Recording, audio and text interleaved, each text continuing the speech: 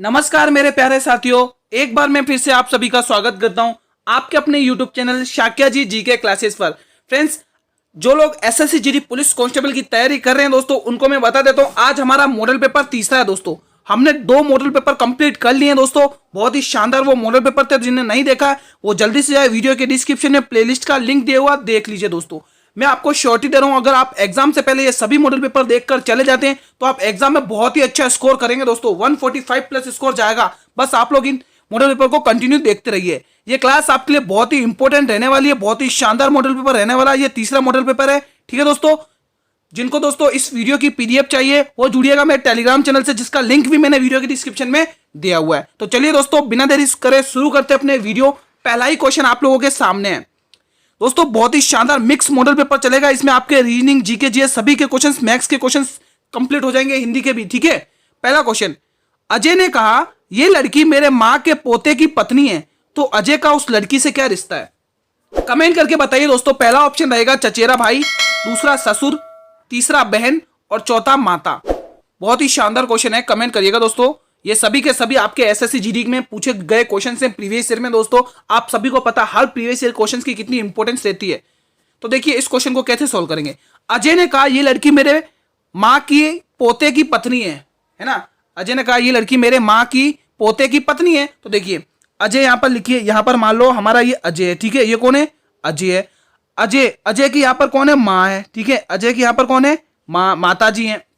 अब देखिए ये अजय बोल रहा है कि ये लड़की मेरे माँ की पोते मतलब माँ का पोता कब होगा दोस्तों? पोती कब होगी? तो जब मेरे अजय का कोई संतान होगी तभी तो इसके माँ की पोती होगी। तो पोते की पत्नी है, यानी इस पोते की पत्नी है, ठीक है। वो लड़की की तरफ जो इशारा कर रहा है ना, वो लड़की जो, ठीक है, ये लड़की क्या है? इसके पोते की पत्नी है। अब देखिए अजय की ये क्या हुई? अजय की ये क्या हुई दोस्तों? अजय का कोई पुत्र है और पुत्र की वधू है, तो अजय का क्या रिश्ता उससे? तो ससुर हो गया ना अजय, तो इसका है ना। तो अजय तो ससुर हो गया। तो आप लोग ऑप्शन को बी टिक करेंगे दोस्तों, ठीक है। बहुत ही शानदार क्वेश्चन था, आई थिंक सभी ने कर दिया होगा इस क्वेश्चन को। चलिए बढ़ते हैं अगले क्वेश्चन की तरफ। अगला क्वेश्चन देखिए, महाराष्ट्र के किस सुधारवादक को लोकहितवादी कहा जाता है दोस्तों? मोस्ट इंपोर्टेंट क्वेश्चन है। गोपाल कृष्ण गोखले को, गोपाल हरि देशमुख को, पंडिता रमाबाई को या फिर महात्मा गांधी जी को? आप लोग कमेंट करिएगा, महाराष्ट्र के किस सुधारवादक को लोकहितवादी कहा जाता है दोस्तों? मोस्ट इंपोर्टेंट क्वेश्चन है, सभी बच्चे कमेंट सेक्शन में कमेंट देंगे। ये वही क्वेश्चंस हैं दोस्तों जो आपको वर्दी दिलाने में मदद करेंगे। इस प्रश्न का क्या राइट ऑप्शन होगा? इस प्रश्न का राइट ऑप्शन होगा गोपाल हरि देशमुख। जी हाँ दोस्तों, महाराष्ट्र के गोपाल हरि देशमुख को लोकहितवादी कहा जाता है। आप लोग बी ऑप्शन को बिल्कुल सही टिक करेंगे। ए वाले गलत है, सी वाले गलत है, डी वाले गलत है भाई, ठीक है दोस्तों। अंत तक बने रहना, बहुत इंपॉर्टेंट क्लास चलेगी आपके। ये पूरा मिक्स मॉडल पेपर चलेगा जिसमें आपके सभी विषयों का रिवीजन होगा अच्छा खासा। निम्न में से किस शब्द में उपसर्ग नहीं है? नहीं पूछा मित्रों, गलत मत करना, क्वेश्चन को ध्यान से पढ़ना। पहला ऑप्शन है पराजय, दूसरा ऑप्शन है ओढ़ना, तीसरा ऑप्शन है अपवाद और चौथा ऑप्शन है प्रभाव। कमेंट में जवाब दीजिए दोस्तों। 4 ऑप्शन आपके सामने, आप लोग कमेंट करिए।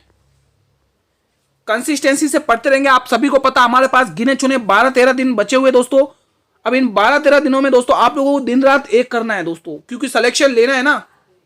इस प्रश्न का क्या जवाब होगा? किसमें उपसर्ग नहीं है? तो उपसर्ग दोस्तों इसमें किसमें नहीं है? ओढ़ना। जी हाँ दोस्तों, ओढ़ना में उपसर्ग नहीं, इसमें दोस्तों परा उपसर्ग है ना। इसमें उपसर्ग अ है, इसमें प्र उपसर्ग है, लेकिन इसमें तो कोई उपसर्ग ही नहीं बन रहा है, तो इसी में उपसर्ग नहीं है। आप लोग बी ऑप्शन को टिक करेंगे भाई, ठीक है। बढ़ते हैं हमारे अगले क्वेश्चन की तरफ। क्लास अच्छी लग रही हो तो क्लास को एक बार कर देंगे लाइक दोस्तों।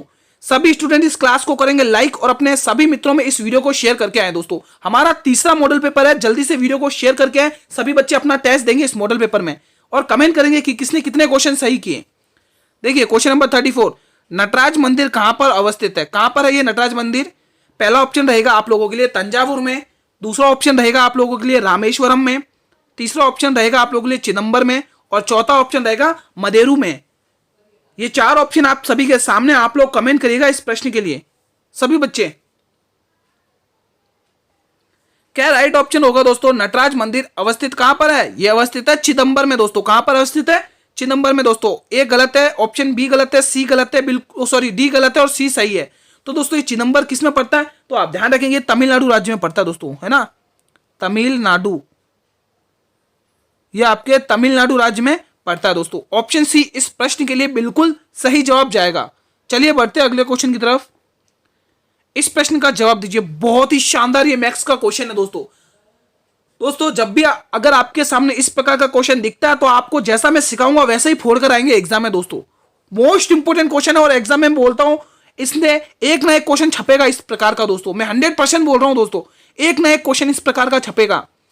एक वस्तु का अंकित मूल्य क्रय मूल्य से 25% अधिक है तो 10% लाभ अर्जित करने के लिए विक्रय मूल्य पर कितनी छूट होनी चाहिए दोस्तों। कमेंट करके बताएंगे मेरे सभी स्टूडेंट इस प्रश्न के लिए क्या राइट ऑप्शन रहेगा। ये 4 ऑप्शन आपके सामने है, कमेंट करिएगा दोस्तों। एक वस्तु का अंकित मूल्य क्रय मूल्य से 25% अधिक है तो 10% लाभ अर्जित करने के लिए विक्रय मूल्य पर कितनी छूट होगी दोस्तों। कमेंट करिए। तो देखिए जब भी इस प्रकार का क्वेश्चन आता है आपको कैसे करना है तो आप ध्यान से देखिएगा जिस प्रकार से सॉल्व कर रहा हूं। पहले आप एक तरफ लिखेंगे क्रय मूल्य जिसको अपन कॉस्ट प्राइस बोलते हैं, दूसरी तरफ विक्रय मूल्य जिसको अपन सेलिंग प्राइस बोलते हैं, तीसरा लोगों के अंकित मूल्य जिसको मार्क प्राइस बोलते हैं। देखिए हमारे पास देखो 25% क्या बोल रहा है, एक वस्तु का अंकित मूल्य, जो अंकित मूल्य है ना ये क्रय मूल्य से 25% अधिक है, यानी कि 100% हमारा क्रय मूल्य था जिसमें 25% अधिक होकर हमारा अंकित मूल्य बना। ठीक है, अब ये क्या हो रहा है 10% लाभ अर्जित करने के लिए विक्रय मूल्य पर कितनी छूट देनी पड़ेगी, यानी विक्रय मूल्य कैसे निकलेगा 10% निकालिए क्रय मूल्य का। क्रय मूल्य 100 का 10% होगा यानी ये 110 होगा। कितना होगा 110 होगा। अब क्वेश्चन क्या बोल रहा है देखिए आगे 10% लाभ अर्जित करने के लिए विक्रय मूल्य पर कितनी छूट होनी चाहिए। देखिए 10% यहां पर कितने का डिफरेंस दिख रहा है गुरुजी, यहां पर 15 का डिफरेंस दिख रहा है। किसके ऊपर दिख रहा है 110 के ऊपर दिख रहा है। तो आपको 100% कितना होगा निकालिए, 0 से 0 टर्मिनेट करिए। अब कोई टर्मिनेट वैल्यू हो ही नहीं रही तो 15 को 10 से गुणा करेंगे 150 आएगा और 150 को 11 से भाग करेंगे। 150 को 11 से भाग कर दीजिए दोस्तों, आंसर आ जाएगा आपके सामने। 11 एकम 11, 4 बचेगा, 0 को उतारिए, 11 तिया 33 यानी 13 से स्टार्ट हो रहा आंसर। तो ऑप्शन में देखिए 13 से कौन सा स्टार्ट हो रहा है, ऑप्शन में ए ऑप्शन दिख रहा है। तो आप लोग इस प्रकार ऑप्शन से खेलेंगे दोस्तों। शानदार क्वेश्चन था दोस्तों, मजा आया कि नहीं आया दोस्तों। क्लास अच्छी लग रही है तो क्लास को करें लाइक दोस्तों, और जब भी इस प्रकार का क्वेश्चन आएगा तो आप इसी प्रकार से तोड़ेंगे। ठीक है, अगला क्वेश्चन नंबर 36 देखिएगा। ये दोस्तों तीसरा मॉडल पेपर है भाई, जिसने अभी तक नहीं देखा वो जल्दी से जाए, वीडियो के डिस्क्रिप्शन में प्लेलिस्ट का लिंक दिया हुआ है वो अच्छे से देख ले दोस्तों। बिल्कुल आपके लिए इंपॉर्टेंट मॉडल पेपर रहने वाले, ये आपके एग्जाम को टारगेट करते हुए लाए जा रहे हैं दोस्तों।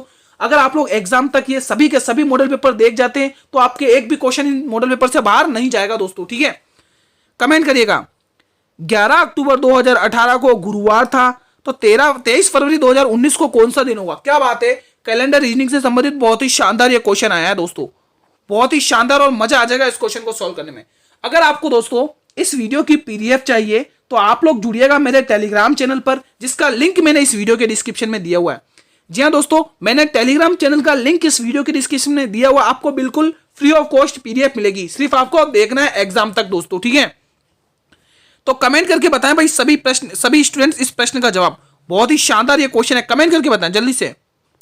तो देखिए दोस्तों जब भी इस प्रकार का क्वेश्चन आएगा तो सबसे पहले हमें ये देखना है कि 2018 और हमें 2019 को देखना पड़ता है। पहले आप देखिए क्या 2018 दोस्तों आपके लीप ईयर है या साधारण ईयर है, कमेंट करिए दोस्तों। 2018 आपके साधारण वर्ष है दोस्तों। ठीक है, ध्यान रखिए। अब देखो ये क्वेश्चन क्या बोल रहा है, ये क्वेश्चन हमें ये बोल रहा है कि 11 अक्टूबर 2018 को गुरुवार था और तो 23 फरवरी 2019 को कौन सा दिन होगा। तो देखिए दोस्तों अक्टूबर से कहां से, एक बार मैं यहां से रफ कर देता हूं, आप थोड़ा कंफ्यूजन हो जाएंगे इसमें, एक मिनट मैं यहां पे थोड़ा रफ कर देता हूं। अब देखिए क्या बोल रहा है, अक्टूबर से आपको फरवरी तक गिनना है। तो अक्टूबर में दोस्तों 11 दिन तो ये आ गए। ठीक है, अक्टूबर आपकी कितने की होती है दोस्तों, अक्टूबर आपके 31 की होती है, यानी कि इसमें कितने दिन और शेष रह गए, इसमें 20 दिन और शेष रह गए। ये आपके अक्टूबर के 20 दिन है, प्लस करिए। अक्टूबर के बाद क्या आता है, नवंबर आता है, नवंबर में 30 दिन प्लस करिए, बिल्कुल सही बात है। नवंबर के बाद दिसंबर में 31 दिन प्लस करिए और जनवरी में 31 दिन प्लस करिए। ठीक है, और फरवरी के 23 दिन प्लस करिए दोस्तों, क्योंकि लास्ट फरवरी बोला ना 23 फरवरी। अब आप देखिए ये आपके अक्टूबर का डाटा, ये आपके नवंबर का डाटा, ये आपके दिसंबर का डाटा, ये आपके जनवरी का डाटा और ये आपके फरवरी का डाटा। इन सभी को प्लस करिए आप। इन सभी को आप जब प्लस करेंगे तो आपके पास जवाब निकल कर आता है 135, यानी कि विषम आया दोस्तों, है ना। तो 135 आया है, तो इस 135 में आपको करना कुछ नहीं है, किसका भाग देना है दोस्तों, 7 का भाग देना है दोस्तों, किसका, 135, क्योंकि ये साधारण है ना, साधारण ईयर है, कोई भी लीप ईयर इसमें है ही नहीं, तो हम क्या करेंगे, इसमें 7 का भाग देंगे। किसका भाग दे देंगे, 7 का भाग दे दीजिए 135 में।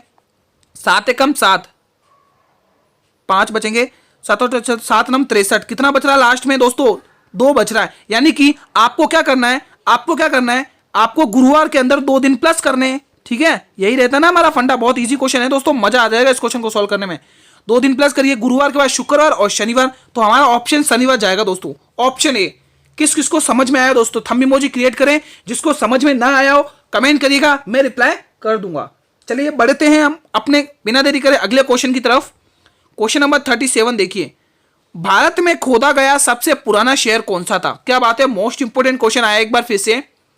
मोहनजोदड़ो, हड़प्पा, पंजाब या फिर सिंध। कमेंट करिएगा दोस्तों, इस प्रश्न का क्या जवाब रहेगा।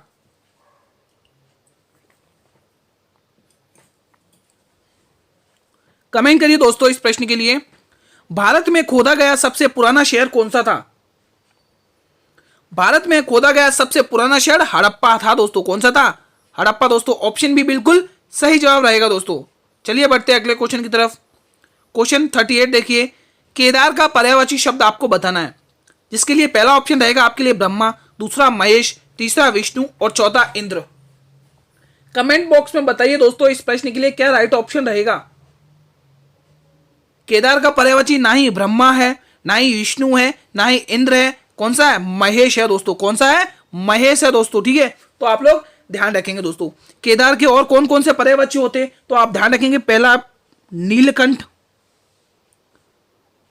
है ना, पहला आप ध्यान रखेंगे नीलकंठ, और दूसरा शिव जी हो गए ना, शिव जी हो गए, महादेव हो गए, ठीक है, महादेव हो गए, गंगाधर हो गए, है ना। ये आप कुछ इंपोर्टेंट पर्यायवाची जो ध्यान रखेंगे, है ना। त्रिलोक हो गए, तीनों लोगों के देवता, त्रिलोक भी कह सकते हैं हम इन्हें, ठीक है दोस्तों। तो ये कुछ आपके, और ये आपके इसमें एक और दे रखा है महेश, ठीक है। तो ये कुछ आपके शिव जी के पर्यायवाची हो गए दोस्तों, ठीक है, इंपोर्टेंट है, आई थिंक सभी बच्चों को आते होंगे। अगला क्वेश्चन, क्वेश्चन नंबर 39। जैसा स्टार्टिंग में मैंने कहा था, आपके सभी विषयों का रिवीजन होगा। इसी में आपके जीके जीएस का रिवीजन हो रहा है, इसी में आपके मैथ्स के रिवीजन हो रहा है, इसी में रीजनिंग का रिवीजन हो रहा है, इसी में हिंदी के रिवीजन हो रहा है, यानी कि सभी विषयों का ऑलमोस्ट रिवीजन हो रहा है। जिसका कोई शत्रु पैदा ना हो उसको क्या बोलते हैं भाई। वाक्यांश के लिए एक शब्द जल्दी से बताइए। अज्ञात शत्रु, अजात शत्रु, अजात पूर्व, आजानुबाहु। कमेंट करिएगा दोस्तों, ये 4 ऑप्शन आपके समीप है, कमेंट राइट ऑप्शन को बताइए। अगर आप लोग एग्जाम से पहले ये मॉडल पेपर देखकर चले जाते हैं दोस्तों, मैं आपको 100% श्योरिटी दे रहा हूं, आप एग्जाम में 150 प्लस फोड़ कर आएंगे दोस्तों, ठीक है दोस्तों। क्योंकि हर एक क्वेश्चन आपके एग्जाम को टारगेट करते लाया जा रहा है। प्रीवियस ईयर के क्वेश्चंस को देखते हुए हम क्वेश्चंस लेके आए हैं, और जो भी इंपॉर्टेंट क्वेश्चन आपके आ सकते हैं एग्जाम में वो क्वेश्चन लेके आए। तो ये मॉडल पेपर आपके लिए कितना इंपॉर्टेंट है दोस्तों। जल्दी से अपने सभी मित्रों में इसको शेयर करिए दोस्तों। देखिए, जिसका कोई शत्रु पैदा ना हो तो उसको हम क्या बोलते हैं, तो दोस्तों उसको हम बोलते हैं अजात शत्रु। क्या बोलते हैं दोस्तों, अजात शत्रु। बिल्कुल ऑप्शन बी सही जवाब जाएगा। जिसने ऑप्शन बी को लॉक किया बिल्कुल सही है भाई। ए गलत है, सी गलत है, डी गलत है, ठीक है। तो बी ऑप्शन वाले बिल्कुल सही है भाई। अपनी तैयारी ऐसे ही कंटिन्यू रखें। चलिए बढ़ते बिना देरी करें अगले क्वेश्चन की तरफ। दोस्तों अगर आप लोग चैनल पर पहली बार विजिट करें तो एक बार जल्दी से चैनल को भी कर लेंगे सब्सक्राइब दोस्तों, ठीक है। आप जब सब्सक्राइब करेंगे तभी आपको यूट्यूब नोटिफिकेशन भेजेगा जब भी मैं नया मॉडल पेपर आपके सामने लेकर आऊंगा। और दोस्तों आपको टाइमिंग बता दूं तो हमारे मॉडल पेपर की टाइमिंग डेली 8 PM रहती है दोस्तों, डेली 8 PM रहती है। आपको डेली 8 PM पर आना है, जुड़ना है चैनल से और टेस्ट देना आप सभी को अपना, ठीक है। इस प्रश्न का जवाब दीजिए। 77, 88 और 56 का चतुर्थी अनुपात निकालिए दोस्तों, चौथा अनुपात निकालिए दोस्तों। कमेंट करिए, इजी क्वेश्चन है, आई थिंक सभी बच्चे इसका जवाब दे देंगे दोस्तों, है ना दोस्तों। कमेंट करिएगा दोस्तों, बहुत ही इजी सा क्वेश्चन है। एक ना एक क्वेश्चन दोस्तों आपके इनमें से आएगा ही आएगा। क्या तो तृतीय अनुपात निकालने के लिए दिया जाएगा या फिर चतुर्थी अनुपात निकालने के लिए दिया जाएगा। इनमें से 100% बोल रहा हूं, श्योर हूं मैं, 100% एक क्वेश्चन आएगा दोस्तों इसमें से। देखिए क्या बोल रहा है, 77 अनुपात 88 बराबर 56। अब हमें कौन सा निकालना है, कौन सा निकालना, हमें चतुर्थी अनुपात निकालना है। तो ठीक है, इसको इससे मल्टीप्लाई करो, इसको इससे मल्टीप्लाई करो। चलो इक्वेशन बना लेते हैं। 77 मल्टीप्लाई x बराबर 88 मल्टीप्लाई 56। अब इसको वैल्यू को क्या करते हैं, हम टर्मिनेट करेंगे। कैसे टर्मिनेट करेंगे देखिएगा, 11 7 77, 11 8 88, ठीक है, 7 एकम 7, 7 अट्ठे 56, 8 अट्ठे 64, तो जवाब आ क्या ना 64। किस ऑप्शन में गुरुजी? बी ऑप्शन में। तो आप लोग बी ऑप्शन को टिक करेंगे भाई, इजी क्वेश्चन था। इस प्रकार का क्वेश्चन आएगा एग्जाम में, ध्यान रखिएगा दोस्तों। अगला क्वेश्चन, क्वेश्चन नंबर 41 दोस्तों, इसके लिए दोस्तों बहुत ही शानदार आया। देखते हैं ये क्वेश्चन का जवाब कौन सा देता, कौन बच्चा देता है। इसी क्वेश्चन है, जिसने एक झटके में देख लिया तो वो तो जवाब दे ही देगा। इजी सा है। न्यूटन को नॉट न्यू लिखा जाता है तो पास्कल को क्या लिखा जाएगा?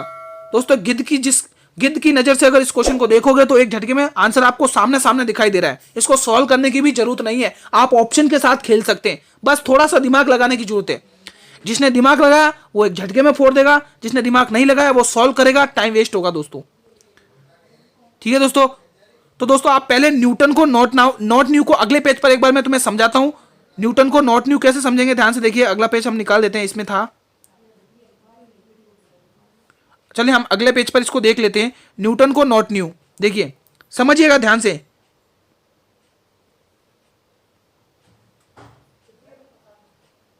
न्यूटन को क्या लिखेंगे? Not new. अब आप लोग यहां पर नॉट न्यू को लिखिए, देखिए ध्यान से देखिएगा, बहुत ही शानदार क्वेश्चन है, इजी सा क्वेश्चन है। नॉट न्यू, ठीक है, आपने यहां पर लिख दिया नॉट न्यू।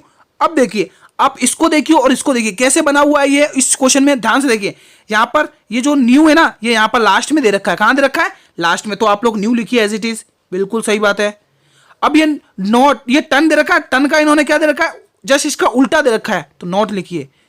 ठीक है, समझ में आया? तो पहले क्या किया, जो पास्कल का जो लास्ट वर्ड रहेगा उसको हम आगे लेके आएंगे और जो पीछे का वर्ड है उसको हम उल्टा कर देंगे दोस्तों, है ना। टन का एनओटी कर देंगे। चलिए देखते हैं क्वेश्चन को, कहां गया वो क्वेश्चन हमारा। वो क्वेश्चन कहां है?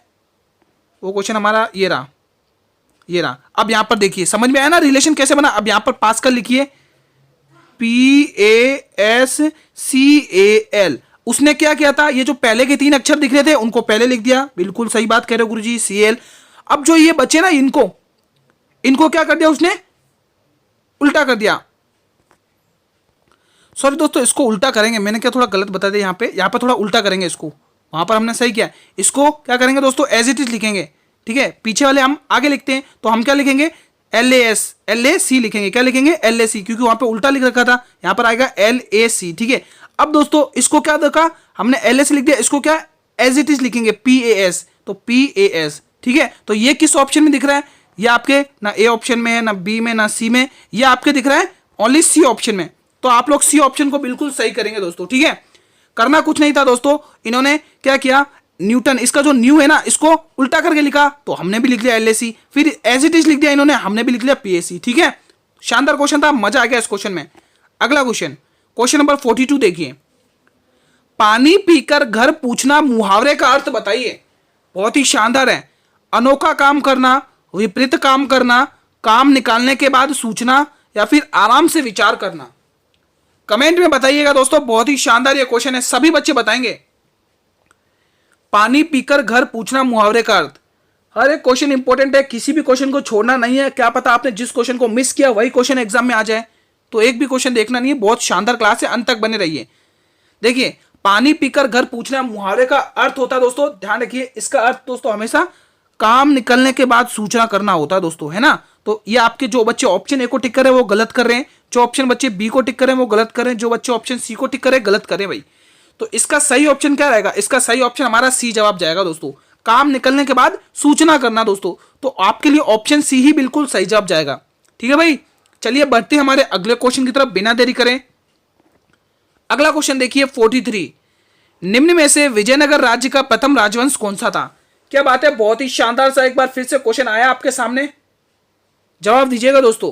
पहला ऑप्शन होयसल, दूसरा संगमा, तीसरा सालुव और चौथा तुलुव। कमेंट करिए, कमेंट करिएगा। बहुत ही शानदार सा क्वेश्चन है, ये इंपॉर्टेंट है दोस्तों, ध्यान रखिएगा। निम्न में से विजयनगर राज्य का संस्थापक प्रथम राजवंश कौन सा था दोस्तों? कमेंट करिए। क्या राइट ऑप्शन होगा दोस्तों? सभी बच्चे बताएंगे इस प्रश्न के लिए। इस प्रश्न के लिए दोस्तों बिल्कुल ऑप्शन बी जाएगा दोस्तों। निम्न में से विजयनगर साम्राज्य का प्रथम राजवंश कौन सा था? संगमा था दोस्तों। कौन था? संगमा। इसका शासनकाल कब से कब तक रहता है दोस्तों? तो आप लोग ध्यान में रखिए, इसका रहता है 1336 से लेकर 1485 तक। 36 है, यहां पर मैंने 8 लिख दिया, लिख लिया दोस्तों, इंपोर्टेंट है, पूछ लिया जाता है। 1336 से लेकर 1336 से लेकर 1485 तक दोस्तों, ठीक है।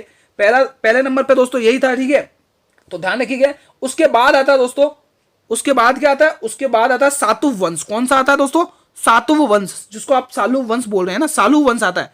सालू वंश कब से कब तक रहता है? ये 85 तक था, यहां से स्टार्ट होगा 1485 से लेकर ये रहता है आपके 1505 तक। कब तक रहता है? 1505 तक रहता है। उसके बाद तुलु वंश आता है। कौन सा वंश आता है? तुलु वंश। ये आपके 1505 से स्टार्ट होता है, 1505 से स्टार्ट होके 1570 तक रहता है, जब अकबर नागौर का दरबार लगाता है तब तक, है ना, 1570 तक। फिर आपके एक और रहता है दोस्तों, इसके बाद एक और रहता है अरविडु वंश। लिख लीजिए, यहां पर मैं लिख देता हूं अरविडु वंश। क्या लिखेंगे? अरविडु वंश। अरविडु वंश इसके बाद का है ना, अरविडु वंश। अरविडु वंश, ठीक है दोस्तों। अरविडु वंश कब से कब तक रहता है? तो आप लोग ध्यान रखिए, ये रहता है दोस्तों आपके 1570 से लेकर 1605 तक। कब तक रहता है? 1570 से लेकर 1605 तक रहता है दोस्तों, ठीक है। तो ये कुछ इंपॉर्टेंट फैक्ट है जो आपके एग्जाम के लिए इंपॉर्टेंट है दोस्तों, ठीक है। चलिए बढ़ते बिना देरी करें अगले क्वेश्चन की तरफ। क्वेश्चन नंबर 44 देखिए, ये आया बहुत ही शानदार सा क्वेश्चन। इसका जवाब दीजिए दोस्तों, मजा आ जाएगा इस क्वेश्चन को देखते ही। मात्र 16 वर्ष की आयु में किसने भरतनाट्यम को गुरु रविंद्रनाथ ठाकुर के कथक सामग्री कहकर आवंटित किया गया दोस्तों? कमेंट करिए। शोभना नारायण, मलविका सरकार, सितारा देवी, भारती गुप्ता। बहुत ही शानदार सा क्वेश्चन आया है दोस्तों। क्वेश्चन पूछा जाता है एग्जाम में, बहुत बार ये क्वेश्चन पूछा गया। मात्र 16 वर्ष की आयु में किसने भरतनाट्यम को गुरुदेव रविंद्रनाथ ठाकुर के कथक सामग्री कहकर आवंटित किया था दोस्तों? क्या राइट ऑप्शन होगा? सभी मेरे स्टूडेंट बताएंगे, सभी बच्चे बताएंगे। वो कौन थी दोस्तों? वो थी सितारा देवी। जी हाँ दोस्तों, सितारा देवी दोस्तों। गुरुदेव रविंद्रनाथ ठाकुर ने दोस्तों, ये भारत की प्रसिद्ध नृत्यांगना थी दोस्तों। गुरुदेव रविंद्रनाथ ठाकुर ने इनकी कला को देखते हुए दोस्तों इनको कथक सामग्री कहकर संबोधित किया था दोस्तों, ध्यान रखेंगे। सितारा देवी का जन्म दोस्तों, ध्यान रखेंगे, जन्म पूछ लिया जाता है दोस्तों। इनका जन्म हुआ था दोस्तों 8 नवंबर 1920 में। 8 नवंबर 1920 में इनका जन्म हुआ था दोस्तों, ध्यान रखेंगे दोस्तों, ठीक है। यह भारत की प्रसिद्ध नृत्यांगना थी दोस्तों। चलिए, किसकी? भरतनाट्यम की दोस्तों, ध्यान रखेंगे। अगले प्रश्न की ओर बढ़ते हैं। क्वेश्चन नंबर 45 देखिएगा दोस्तों, बहुत ही शानदार से एक बार फिर से क्वेश्चन। 30 आदमी 10 घंटे में 50 पेड़ काटते हैं। यदि 10 आदमी ये काम को छोड़कर चले जाते हैं तो 15 घंटे में कितने पेड़ काटे जाएंगे? कितने पेड़ कटेंगे? पहला ऑप्शन 45 पेड़, दूसरा ऑप्शन 60 पेड़, तीसरा 50 पेड़ और चौथा 55 पेड़। दोस्तों लग रहा है देखने में भयानक, लेकिन बहुत इजी क्वेश्चन है दोस्तों। आपको दोस्तों उस ट्रिक से बताऊंगा, आपको उसी ट्रिक से इस क्वेश्चन को फोड़कर आना है दोस्तों, ठीक है। वो ट्रिक आप ध्यान में रखिएगा दोस्तों। एग्जाम में जब भी इस प्रकार का क्वेश्चन दिखेगा आपको वैसे ही फोड़कर आना है। तो जब भी इस प्रकार का क्वेश्चन ध्यान में आता है तो आपको कुछ नहीं करना है, एमडीएच मसाला ध्यान रखना है। एमडीएच है ना, तो एमडीएच का मतलब क्या होता है? देखिए ध्यान से देखिए, एक लाइन खींच देता हूं, यहां पर हम दोनों फॉर्मूले लिखेंगे और इधर अपन सॉल्यूशन करेंगे। तो M1 ठीक है, D1 और M1 D1 और क्या ध्यान रखेंगे? H1 अपॉन W1, यानी वर्ग कितना हुआ? M का मतलब मैन हो गए दोस्तों, आदमी हो गए, ठीक है। D का मतलब डेज हो गए, है ना, और H1 का मतलब घंटे हावर हो गया, और W1 का मतलब वर्ग कितना किया वो हो गया, ठीक है। अब यहाँ पर M2 इसी का जस्ट उल्टा D2 और H1 का H2 और W1 का W2, ठीक है। अब हमें जो क्वेश्चन है वैल्यू दे रखी है वो हमें पुट करनी है। जब भी ऐसा क्वेश्चन आता है तो आपको यही क्वेश्चन फोड़ के आना है इसी प्रकार से। तो देखिए M1 यानी आदमी कितने दे रखे? 30। तो यहां पर आप क्या करेंगे? 30 मल्टीप्लाई, यहां पर दोस्तों 30 है, 36 नहीं है, ध्यान रखिएगा 30 है, ठीक है। और D1 क्या डेज की इसमें जिक्र किया है क्या? दिनों का इसमें जिक्र किया है क्या? नहीं, तो D1 को रहने देंगे। H1 घंटों का जिक्र किया, 10 दे रखे। और नीचे कितना दे रखा है? यहाँ पर नीचे दे रखा आपको W1 कितना काम कर रहे? 50 पेड़ काट रहे, ठीक है। तो यहाँ पर इक्वल दोस्तों, यहाँ पर इतना अपना स्पेस नहीं है तो मैं इसका नीचे लिख रहा हूँ दोस्तों डाटा, ठीक है, ध्यान रखिएगा। इसका डाटा मैं नीचे लिख रहा हूँ, ठीक है। तो देखिए M2 कितना दे रखा है? अब देखिए यहाँ पर कॉमन सेंस की बात है। 10 आदमी छोड़कर चले गए, यानी 30 में से 10 आदमी चले गए तो M2 हमारा 20 बचे दोस्तों। ये कॉमन सेंस की बात, ध्यान रखिएगा। अब आपको क्या रखा है? D2 क्या डे का इसमें जिक्र है? नहीं। H2 हावर कितना दे रखा है? कितना दे रखा? 15 घंटे, तो लिखिए 15। और हमको W2 निकालना है। अब वैल्यू टर्मिनेट करिए दोस्तों, ये इसके जस्ट सामने लिखा हुआ तो सामने सामने वैल्यू टर्मिनेट हो जाएंगी, ध्यान रखिएगा। तो कैसे करेंगे देखिए, तो देखिए 10 दूनी 20 होता है, कितना होता है 10 दूनी 20 और 10 तिया 30 होता है, ठीक है ठीक है। अब आप क्या करेंगे, 2 एकम 2 करेंगे, 2 पंचे 10 करेंगे, 5 एकम 5, 5 तिया 15 करेंगे, ठीक है, और 3 से 3 गया। तो अब W2 की वैल्यू कितनी आ रही है 50 आ रही है, ये इसके सामने लिखा था, ठीक है। तो W2 की वैल्यू कितनी आ रही है 50, तो 50 पेड़ काटे जाएंगे, कितने पेड़ काटे जाएंगे 50 पेड़ काटे जाएंगे। आपके लिए ऑप्शन सी बिल्कुल सही जवाब जाएगा दोस्तों। समझ में आया दोस्तों किस प्रकार से इस क्वेश्चन को किया मैंने, ठीक है दोस्तों। आई थिंक सभी बच्चे ने कर दिया होगा दोस्तों, ठीक है, समझ में आ गया। जिसको थंब इमोजी क्रिएट करें, जिसको समझ में नहीं आया वो कमेंट सेक्शन में बताएं दोस्तों। जब भी इस प्रकार क्वेश्चन आएगा आपको यही फॉर्मूला लगाना है। चलिए बढ़ते हैं अगले क्वेश्चन की तरफ। अगला क्वेश्चन भी देख लीजिए, राम की गाय दूध देती है, निम्न में से कौन सा वाक्य है, संयुक्त वाक्य, मिश्रित वाक्य, सरल वाक्य या फिर इनमें से कोई नहीं। कमेंट करिएगा दोस्तों, बहुत ही शानदार ये क्वेश्चन है दोस्तों। इस क्लास की अगर आपको पीडीएफ चाहिए तो आप लोग जुड़िएगा दोस्तों जल्दी से मेरे टेलीग्राम चैनल से, जिसका लिंक मैंने इस वीडियो के डिस्क्रिप्शन में दिया हुआ है। जी हाँ दोस्तों, आपको इसका लिंक वीडियो के डिस्क्रिप्शन में दिया हुआ है। आपको बिल्कुल फ्री ऑफ कॉस्ट पीडीएफ मिलेगी टेलीग्राम चैनल पर दोस्तों, ठीक है। उन सभी पीडीएफ को आपको एग्जाम से पहले देखकर जरूर जाना है दोस्तों। मैं सही कह रहा हूं, आपके एग्जाम से पहले अगर आप देखकर चले जाते हैं, आप सही बोल रहे हो, बहुत ही अच्छा स्कोर करेंगे। तो देखिए इसमें कौन सा वाक्य होगा दोस्तों, गाय, राम की गाय दूध देती है, तो इसमें कौन सा वाक्य होगा, इसमें ना तो संयुक्त वाक्य हो गया ना ही मिश्रित वाक्य हो गया, बिल्कुल सरल वाक्य है दोस्तों। राम की गाय दूध देती है, इसमें ना कोई संयुक्त वाक्य है ना कोई मिश्रित वाक्य, बिल्कुल सरल वाक्य। तो आप लोग सी ऑप्शन को टिक करेंगे, ठीक है दोस्तों। आप लोगों के लिए बिल्कुल सी ऑप्शन सही जवाब जाएगा। चलिए बढ़ते हैं बिना देरी करे अगले क्वेश्चन की तरफ। अगला क्वेश्चन जवाब दीजिए दोस्तों, बहुत ही शानदार क्वेश्चन है। वो प्रथम प्रधानमंत्री कौन थे जिन्होंने संसद सत्र में उपस्थित हुए बिना ही त्यागपत्र दे दिया। अब आप इसको चाहे डबल स्टार लगाएं, चाहे ट्रिपल स्टार लगाएं, चाहे कितने भी स्टार लगाएं, मोस्ट इंपोर्टेंट क्वेश्चन है दोस्तों, ठीक है। इस मॉडल पेपर के अंदर जितने भी आपको क्वेश्चन देखने को मिल रहे हैं, एसएससी जीडी में इसी टाइप से क्वेश्चन पूछे जाएंगे एग्जाम में। तो ये इंपॉर्टेंट क्लास है दोस्तों, आपको अंत तक रहना है, ठीक है।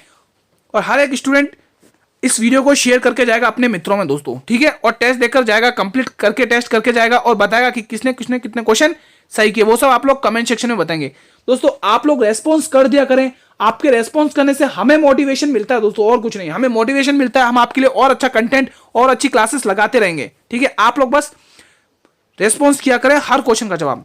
तो पहला ऑप्शन लाल बहादुर शास्त्री, दूसरा श्रीमती इंदिरा गांधी जी, तीसरा मोरारजी देसाई, चौथा चौधरी चरण सिंह। तो दोस्तों देखिए, प्रधानमंत्री दोस्तों वो कौन से थे जिसने संसद में बिना उपस्थित हुए ही त्यागपत्र दे दिया था। तो वो संसद थे दोस्तों, वो थे प्रधानमंत्री चरण सिंह चौधरी दोस्तों, चौधरी चरण सिंह दोस्तों। किसने ऑप्शन डी को टिक किया भाई, ऑप्शन डी को जो भी मेरे स्टूडेंट टिक कर रहे हैं वो बिल्कुल सही जवाब टिक कर रहे हैं एक झटके में दोस्तों, ठीक है। तो इंपॉर्टेंट और इजी क्वेश्चन था, ठीक है। बढ़ते बिना देरी करे अगले क्वेश्चन की तरफ। अगला क्वेश्चन देखिएगा, मोस्ट इंपोर्टेंट क्वेश्चन है। इस क्वेश्चन को सॉल्व करने में तो भाई मजा आ जाएगा दोस्तों, इस क्वेश्चन को सॉल्व करने में मजा आएगा। किसी कूट भाषा में ग्रेट को JOEJK लिखा जाता है, तो जेब्रा को क्या लिखा जाएगा दोस्तों। देखो इस क्वेश्चन को बहुत ही शानदार तरीके से करेंगे हम, ठीक है। तो सबसे पहले जैसे मैं सिखाऊंगा सीखते जाइएगा दोस्तों, कंफ्यूज मत रहिए, पेशेंस रखिए, बहुत ही शानदार क्वेश्चन है। तो ग्रेट को क्या लिखा, JOEJK हम अगले पेज पर करेंगे, ग्रेट को JOEJK लिखेंगे हम अगले पेज पर, ठीक है। फिर वहां से हम सॉल्व करके आएंगे। अगला पेज ले लेते हैं, ग्रेट को JOEJK। देखो यहां पर क्या लिखा है, GREAT, ग्रेट को इन्होंने क्या लिखा समझिएगा दोस्तों, JOEJK,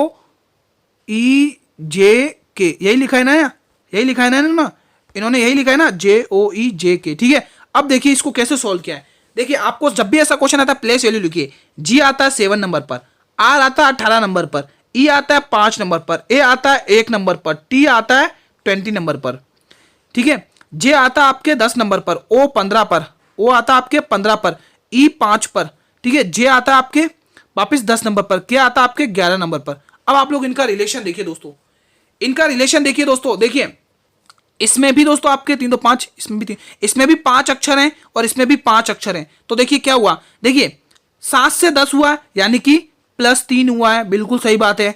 18 से 15 हुआ है कि यानी कि -3 हुआ, बिल्कुल सही बात है गुरुजी।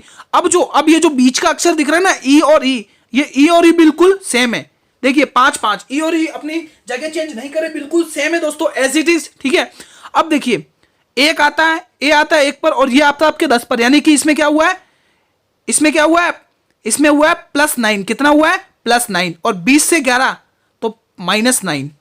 ठीक है, तो पहले आपको +3 -3 करना है, फिर बीच का अक्षर एज इट इज करना है, फिर +9 और -9 करना है। समझ में आ गया रिलेशन? ठीक है, चलो अब हम आते हैं अपने क्वेश्चन पर। हमारा क्वेश्चन यहां पर है, ध्यान रखिए, +3 -9 सेम, +9 -9 इसमें करिए। कहां गया वो क्वेश्चन, ये रहा वो क्वेश्चन, कहां गया, नहीं ये रहा, ये रहा। ठीक है, तो देखिए, तो पहले आप लिखिए जेब्रा को एज इट इज, जेब्रा को एज इट इज लिखिए, ZEBRA, जेब्रा को एज इट इज लिखा, इनकी प्लेस वैल्यू फटाफट से लिख दीजिए। Z आता है 26 पर, ध्यान से समझिएगा, E 5 पर, और B आता है 2 नंबर पर, R आता है 18 नंबर पर, A आता है आपके 1 नंबर पर। तो सबसे पहले हमें क्या करना है, +3 करना है। तो 26 में +3 करेंगे 29 आता है। तो 26 के बाद स्टार्ट क्या होता है, A B, यानी B आएगा आपके ऑप्शन में। क्या आएगा, B, क्योंकि 29 में वही आएगा, तो B पहला ऑप्शन आ गया, बिल्कुल सही बात है। अब आपको क्या करना है, -3 करना है। 5 में से -3 करिए, 2 बचेगा, और 2 पर आप सभी को पता है B आता है।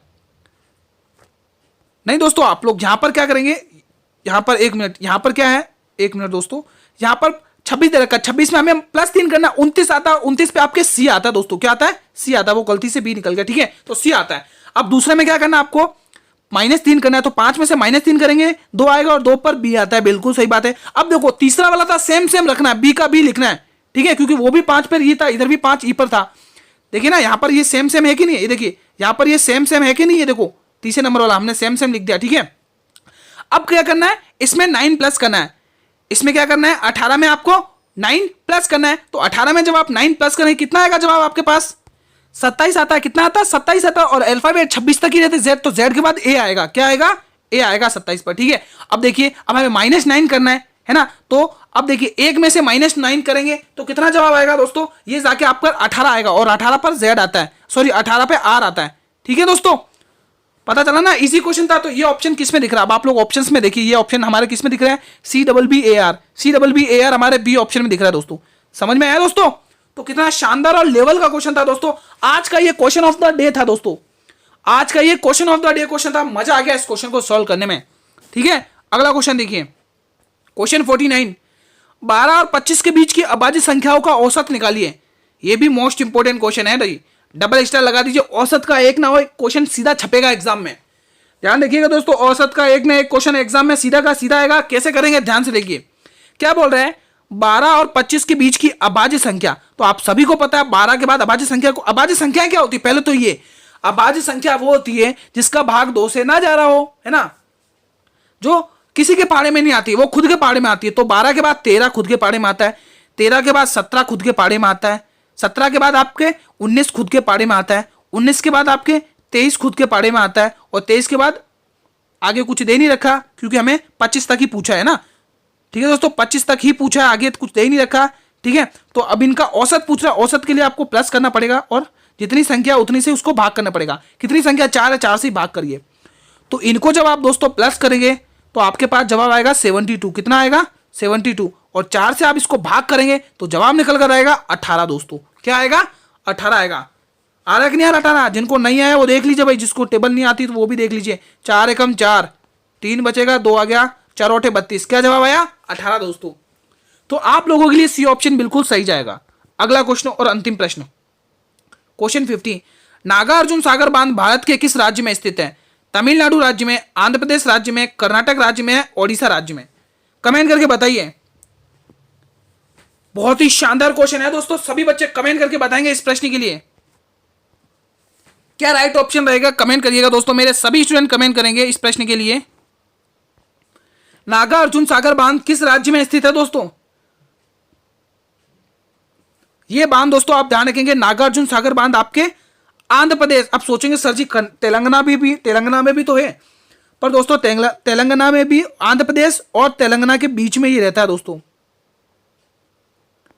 आंध्र प्रदेश और तेलंगाना के बीच में ये स्थित है दोस्तों। ठीक है, आंध्र प्रदेश का गुंटूर जिला आ जाता है इसके अंदर, है ना।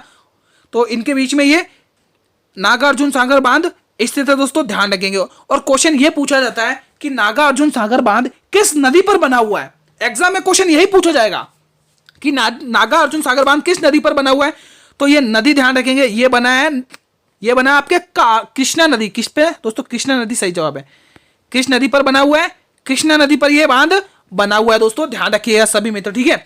तो आप लोग ऑप्शन बी को टिक करेंगे, ना ही ऑप्शन ए होगा, ना ही सी होगा, ना ही डी होगा, ठीक है, बिल्कुल ऑप्शन बी सही जवाब जाएगा, ठीक है दोस्तों।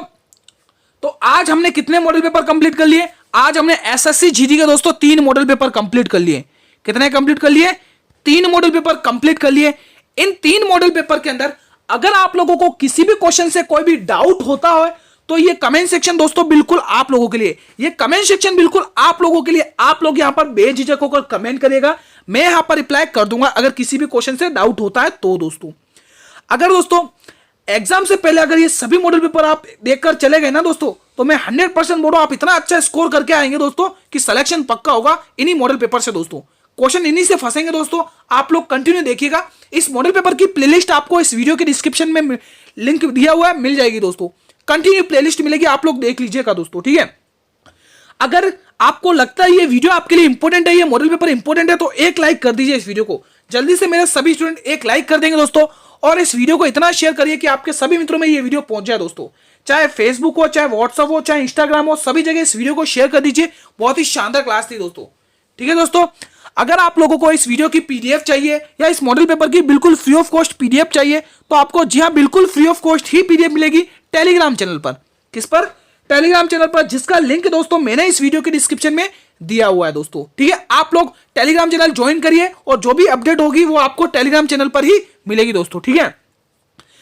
अगर दोस्तों चैनल पर भी पहली बार विजिट कर रहे हो आप लोग, तो चैनल को भी करिएगा सब्सक्राइब और बेल नोटिफिकेशन को भी प्रेस करिएगा, ताकि मैं जब भी नई वीडियो को अपलोड करूं तो सबसे पहले नोटिफिकेशन आप लोगों को ही मिले दोस्तों। कल मिलेंगे दोस्तों इसी टाइम पर 8 PM पर, जुड़ना ना भूलेंगे।